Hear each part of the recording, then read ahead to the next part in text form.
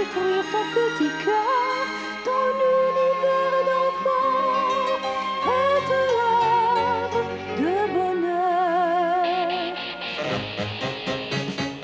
Anne, Anne, garde ta magie. Anne, Anne, moi je serai ton ami. Tes rêves au fond de toi sont trésors infinis, plus précieux que la vie. Anne, Anne, je suis ton ami.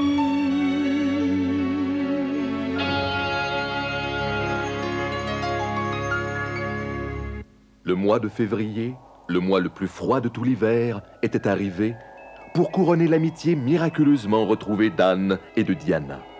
Non pas qu'elles aient cessé un seul jour de s'aimer, mais elles avaient à nouveau la bénédiction de Madame Barry. 5 signaux? Je me demande ce qu'elle me veut.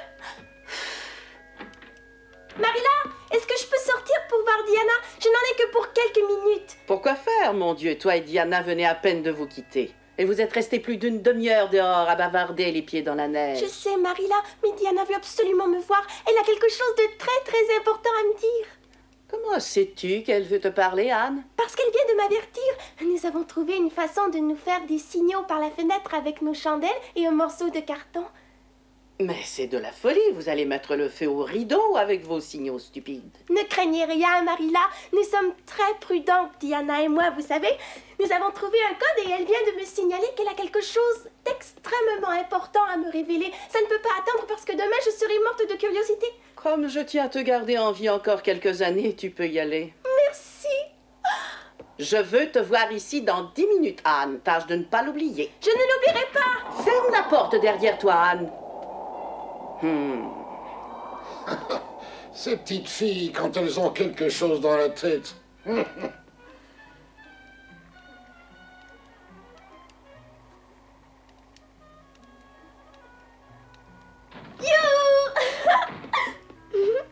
Marilla, saviez-vous quelle était cette chose si importante? Demain, c'est l'anniversaire de Diana.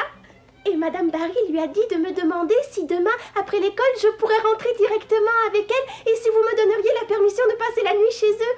Ses cousins viennent spécialement de Newbridge dans un grand traîneau pour se rendre au concert de la Société des débats, à la salle des spectacles demain soir, et ils nous amèneront au concert, Diana et moi. Si vous le permettez, bien sûr, Marilla, et vous le permettrez, hein? Je n'ai encore jamais été à un concert de toute ma vie. Ça va être fantastique. Et j'ai hâte, vous n'avez pas idée, Marilla. Calme-toi, s'il te plaît, parce que tu n'iras pas. Quant à ce concert de la Société, c'est une idée vraiment ridicule. Les petites filles comme toi ne devraient pas être autorisées à aller dans des lieux de ce genre-là.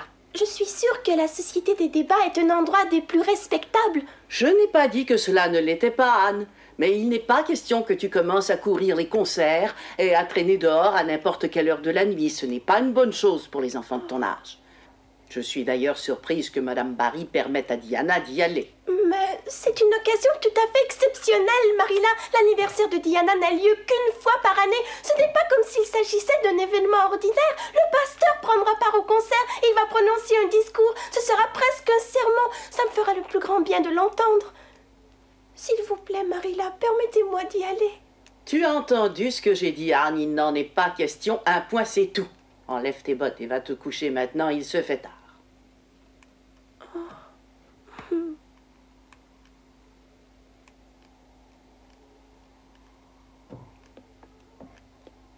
Et il y a encore autre chose, Marilla.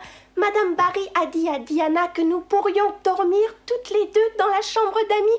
Pensez donc à l'honneur que l'on fait à votre petite Anne. On ne donne pas la chambre d'amis à n'importe qui chez les Barry. C'est un honneur dont tu devras te passer. Va te coucher maintenant. Et que je n'entende plus un mot là-dessus. C'est bien compris, Anne.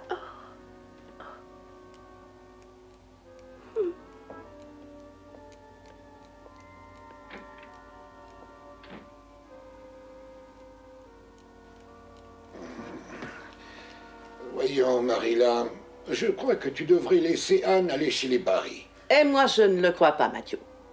Anne est une petite fille exaltée, donc il faut réfréner l'imagination. Et puis de toute façon, est-ce toi qui l'élèves ou moi? Mais là n'est pas la question, Marilla. Mais c'est toi qui... Alors ne t'en mêle pas, laisse-moi juge de ce qui est bon ou mauvais pour elle. Je ne m'en mêle pas, Marilla. Ce n'est pas se mêler que de donner son avis. Il me semble que je peux avoir un avis tout de même. Et à mon humble avis, ma chère sœur, tu devrais permettre à cet enfant d'aller chez les Barry et à ce concert. Oh, toi, je n'en doute pas, tu permettrais à Anne d'aller sur la Lune si elle en manifestait le plus petit désir. S'il ne s'agissait que de passer la nuit chez les Barry, j'aurais sans doute pu accepter. Mais je n'approuve pas le concert. Elle va probablement attraper froid en y allant. Et elle en reviendra la tête échauffée et remplie d'idées idiotes. Elle en aura pour une semaine à s'en remettre. Je comprends mieux que toi le caractère de cet enfant, Matthew, et je sais ce que je peux lui permettre ou non. Je n'en pense pas moins, Marilla, que tu devrais la laisser y aller.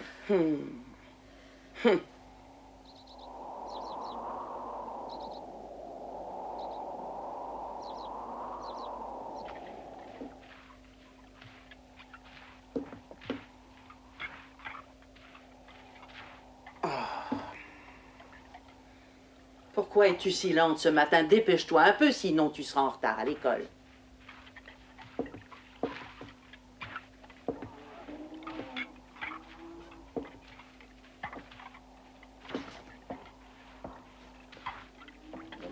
Encore une fois, Marilla, je pense que tu devrais la laisser y aller. Très bien, Matthew. Qu'elle y aille, puisque c'est comme ça. Mais dis-toi bien que c'est à mon corps défendant.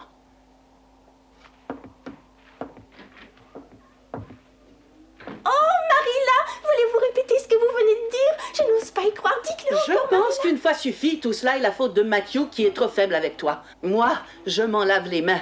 Si tu attrapes une pneumonie à dormir ailleurs ou à sortir d'une salle surchauffée en plein milieu de la nuit, tu n'auras qu'à t'en prendre à lui, pas à moi, Anne. Et il devra te soigner quand tu seras malade.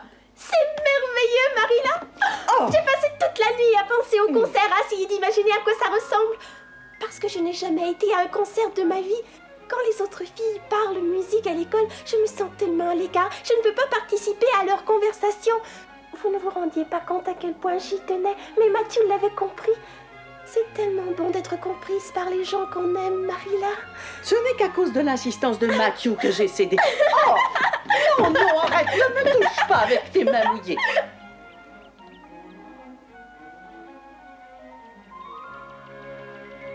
Je vais mettre ma robe rose avec des plis. Et toi, qu'est-ce que tu... Je t'ai attendu aussi longtemps que j'ai pu. Mais j'ai dû partir pour ne pas être en retard à l'école. Pourquoi étais-tu en retard, Anne? Je suis désolée, mais j'avais oublié de demander les 10 cents pour l'entrée au concert à Marilla. Quand j'y ai pensé, j'étais déjà à mi-chemin et il a fallu que je retourne en hâte sur mes pas. Alors, Marilla t'a donné la permission?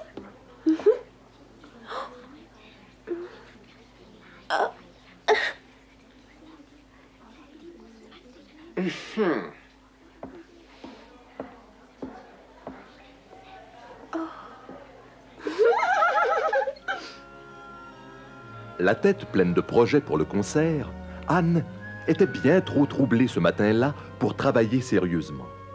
Gilbert Blythe la dépassa en orthographe et la somma tout à fait en calcul mental. L'humiliation qu'Anne en ressentit fut minime cependant par rapport à ce qu'elle aurait été dans des circonstances plus normales.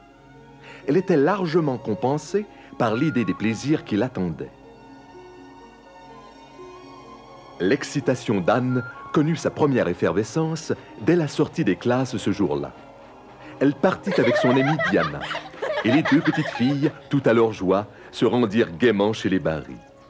Le thé qui leur fut servi était tout à fait exquis et mondain, digne d'un événement aussi exceptionnel que l'anniversaire de Diana. Puis était venue l'activité la plus délicieuse qui soit, celle de se préparer dans la chambre de Diana. Diana avait essayé des tas de coiffures sur Anne, et Anne en avait fait tout autant pour Diana, jusqu'à ce qu'elles en reviennent finalement l'une et l'autre à leur coiffure habituelle. Merci. Là, attends une seconde. Là. Attends. Merci. Anne, il faut bien l'avouer, ressentit un petit pincement de jalousie lorsque Diana lui posa son vieux béret noir sur la tête. Un béret tout simple, tout ordinaire, sans la moindre fantaisie, alors que Diana arborait un joli bonnet de fourrure. Enfin, elle pourrait toujours imaginer qu'elle était coiffée d'hermine. Ce sont mes cousins, je crois.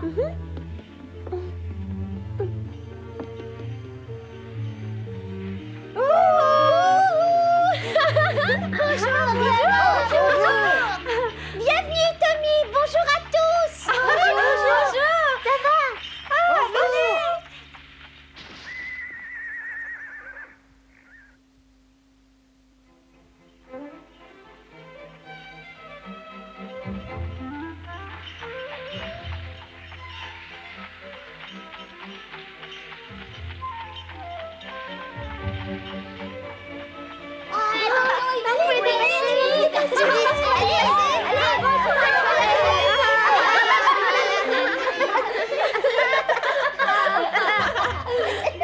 Anne et Diana se réjouissaient d'avance de ce qu'elles allaient voir à la salle des fêtes, tandis que le traîneau filait sur la route lisse comme du satin blanc. À l'arrivée, le drapeau déployait joyeusement ses couleurs sur la grande place. Le tintement des clochettes des traîneaux, les échos des rires lointains fusaient de toutes parts dans la fièvre de l'attente des réjouissances. Anne était la plus attentive des spectatrices. Tu as vu comme les fleurs que Précy a dans les cheveux sont ravissantes? Oh oui. Il paraît que Monsieur Phillips les lui a fait envoyer de la ville. C'est vrai? Oui, tu te rends compte? J'ouvris la porte du clocher. Il faisait sombre. L'échelle était là, glissante, et j'allais l'escalader. Le cœur d'Anne battit au rythme du poème que récita Précy. Puis les voix angéliques du cœur l'entraînèrent sur un nuage poudre d'or jusqu'au fin fond des cieux. Et lorsque Sam Sloan commença à expliquer comment Sockery fit couver une poule, Anne fut la seule à le trouver drôle.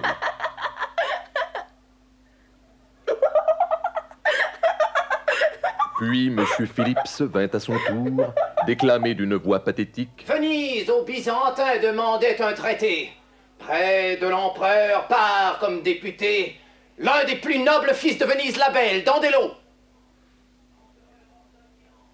L'empereur ordonne qu'il entre. Le traité l'attendait pour signer. Lisez, lui dit l'empereur, et signez. Il lit, mais soudain, pâlissant de colère, il s'écrie. C'était pour Anne le meilleur moment de la soirée, le plus romantique. Monsieur Phillips déclamait avec tant de cœur. Et à chaque fin de phrase, il jetait un coup d'œil énamouré sur la ravissante Précy. Anne était persuadée qu'il ne déclamait que pour elle. Et c'est avec frénésie qu'elle applaudit son maître à la fin du poème.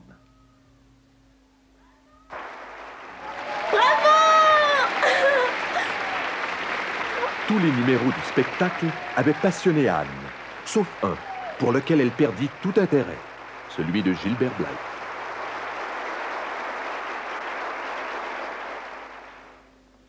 Elle a passé la jeune fille vive et preste comme un oiseau, à la main une fleur qui brille, à la bouche un refrain nouveau. C'est peut-être la seule au monde dont le cœur au mien répondrait, qui, venant dans ma nuit profonde, d'un seul regard l'éclairerait. Mais non, ma jeunesse est finie. Adieu, doux rayon qui m'a lui, parfum, jeune fille, harmonie. Le bonheur passait, il a fui. Anne avait passé une soirée merveilleuse, et sur le chemin du retour, elle en commentait les meilleurs moments à la grande joie de Diana. Son imitation de M. Phillips était parfaite, et elle n'avait pas fini de parler de son amour pour Précy. Diana ne comprenait pas qu'Anne n'eût pas apprécié le poème de Gérard de Nerval qu'avait lu Gilbert Blythe. C'était leur seul point de désaccord. Il était 11 heures lorsqu'elles arrivèrent à Orchard Slope. Tout le monde semblait dormir dans la maison sombre et silencieuse. Oh Anne, pourquoi tu fais semblant de ne pas écouter Gilbert? Tu sais, tout le long de son poème, il semblait ne s'adresser qu'à toi. Je ne te comprends pas.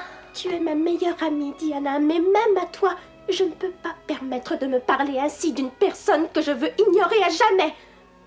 Dis, veux-tu que nous fassions la course pour voir qui sera au lit la première? D'accord. 1, 2, partez!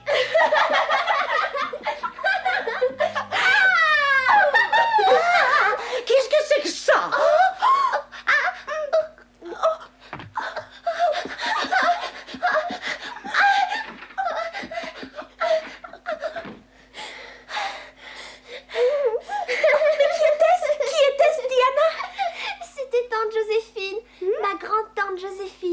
Je me demande comment elle s'est trouvée là. Je sais qu'elle va être furieuse. C'est vraiment terrible, on n'a pas fini d'en entendre parler. Qui est exactement ta tante Joséphine? C'est la tante de mon père, elle habite à la ville, à Charlottetown. Elle est très très vieille, et je ne peux pas croire qu'elle ait jamais été une petite fille. Nous savions qu'elle devait venir nous voir, mais nous ne l'attendions pas si tôt, tu comprends? Et elle est très collet-montée, et elle va certainement être très très fâchée contre moi.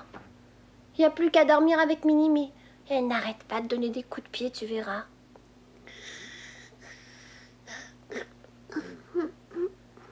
Oh.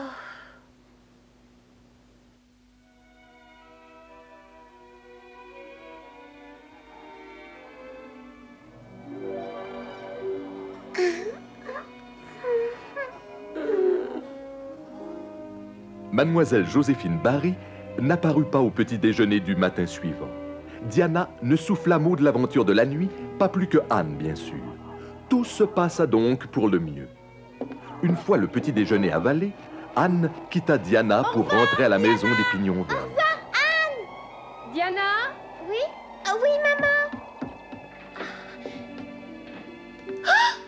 Est-il vrai que vous ayez sauté sur tante Joséphine hier soir, Anne et toi?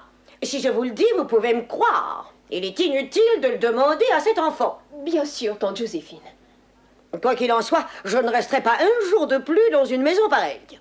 Et je partirai dès aujourd'hui, si c'est possible. Je vous en prie, tante Joséphine, ne dites pas cela, voyons. N'insistez pas, je veux m'en aller au plus tôt. Je vais d'ailleurs faire mes bagages immédiatement. Rien ne me retiendra ici. Et cet argent que je devais vous donner pour payer des leçons de musique à cet enfant, oubliez-le, il n'en est plus question. J'étais toute disposée à vous aider pour que nous en fassions une jeune fille accomplie. Mais avec un pareil garçon manqué, des leçons de musique seraient de l'argent perdu. Diana, tu devrais présenter des excuses à tante Joséphine. C'est inutile de lui demander cela. Je ne veux pas parler à une petite fille aussi mal élevée. Je vous prie de m'excuser, tante. Anne n'apprit les événements qui avaient secoué la maison des Barry que tard, en fin d'après-midi, alors qu'elle était chez Madame Lind, où Marilla l'avait envoyée faire une course. Madame Lind était au courant de tout, bien entendu. Anne ne pouvait laisser punir son amie Diana à cause d'une idée qu'elle avait eue pour s'amuser. Aussi quitta-t-elle précipitamment Madame Lind pour voler au secours de son amie.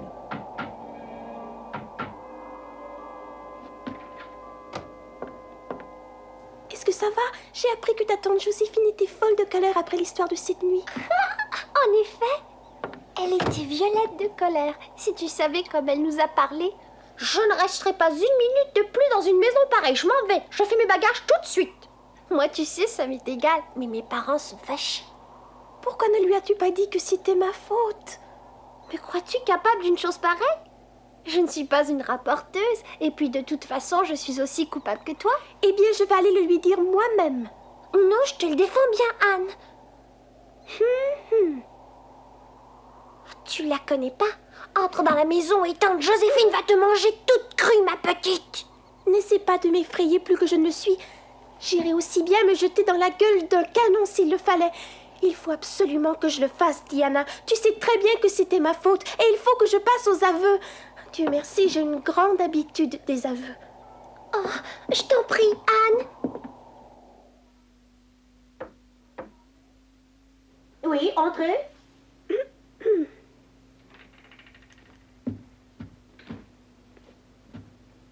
Mademoiselle Joséphine Barry. Qui es-tu, petite? Je suis Anne Shirley des Pignons Verts. Je suis venue vous faire un aveu, mademoiselle. Un aveu? Quel aveu? De quoi veux-tu parler? Si nous avons sauté sur votre lit la nuit dernière, c'était entièrement ma faute, mademoiselle. C'est moi qui l'ai proposé à Diana. Elle n'aurait jamais fait une chose pareille. Diana est une petite fille si bien élevée. Alors vous voyez, vous avez tort de vous en prendre à elle, alors que je suis la seule coupable. C'est cela que je tenais à vous dire. Ah, comme cela, j'ai tort. Moi, je pense plutôt que Diana a sa part de responsabilité dans cet acte insensé. Est-ce une chose à faire dans une maison respectable? Tu peux t'en aller. Mais nous faisions la course à qui serait au lit la première. C'était uniquement pour nous amuser, mademoiselle. Et puis nous ignorions que vous étiez là. Il faut nous pardonner, mademoiselle. Maintenant que je vous ai présenté mes excuses, ou en tout cas, pardonnez à Diana, je vous en prie, et permettez-lui d'apprendre la musique. Diana en meurt vraiment d'envie, et je sais trop bien ce que c'est que de tenir à une chose et de ne pas l'avoir. Vous pouvez vous en prendre à quelqu'un d'autre, à moi si vous voulez. J'ai tellement eu l'habitude d'être punie autrefois que je peux endurer votre colère bien mieux que Diana.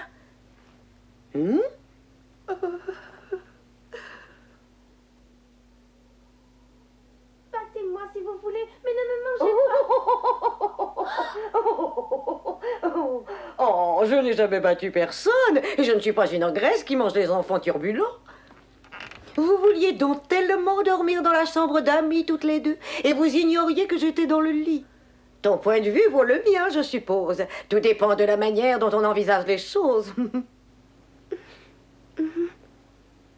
Assieds-toi une minute. J'aimerais que tu me parles un peu de toi, mon enfant. J'aimerais beaucoup, mais je crains de ne pas pouvoir. Je dois rentrer chez Mademoiselle Marilla Cuthbert. Mademoiselle Cuthbert est une dame fort gentille qui m'a prise chez elle pour m'élever comme il faut. Elle fait de son mieux, même si parfois c'est plutôt décourageant. Il ne faut pas la blâmer si j'ai sauté sur ce lit. C'est une de mes impulsions qu'elle a du mal à réfréner. Mais avant de m'en aller, j'aimerais que vous me disiez que vous pardonnerez à Diana et que vous resterez ici aussi longtemps que vous l'aviez prévu. Je crois que oui, si tu viens me voir de temps en temps, afin que nous puissions parler toutes les deux. Alors c'est vrai, vous nous pardonnez? Ça m'en a tout l'air, ma petite fille. Oh, Diana, viens vite! Ta tante Joséphine nous pardonne. Merci, Anne. Cet enfant est aussi futé que je l'étais à son âge. Ce soir-là, Mademoiselle Barry offrit un bracelet d'argent à Diana et fit savoir aux autres membres de la famille qu'elle avait défait ses bagages et comptait rester tel que prévu. Et elle leur dit franchement: si je me suis décidée à rester, c'est pour pouvoir mieux connaître cette petite Anne qui m'amuse. Lorsque Marilla apprit toute l'histoire, sa seule réaction fut de grommeler à son frère: Tu vois, je te l'avais bien dit, Mathieu. Mademoiselle Barry resta plus d'un mois. Ce fut une invitée plus agréable que d'habitude, grâce à Anne, qui l'aidait à conserver sa bonne humeur. Toutes deux devinrent de grandes amies. À son départ, Mademoiselle Barry lui dit ceci: souviens-toi, Anne, ma petite fille, quand tu viendras en ville, n'oublie pas de me rendre visite. Je t'installerai dans ma plus belle chambre d'amis. Au revoir, tante Joséphine. Au revoir, tante Joséphine. Anne s'était découvert une autre grande amie. Elles ne sont pas si rares après tout. Au revoir, tante Joséphine. Au revoir.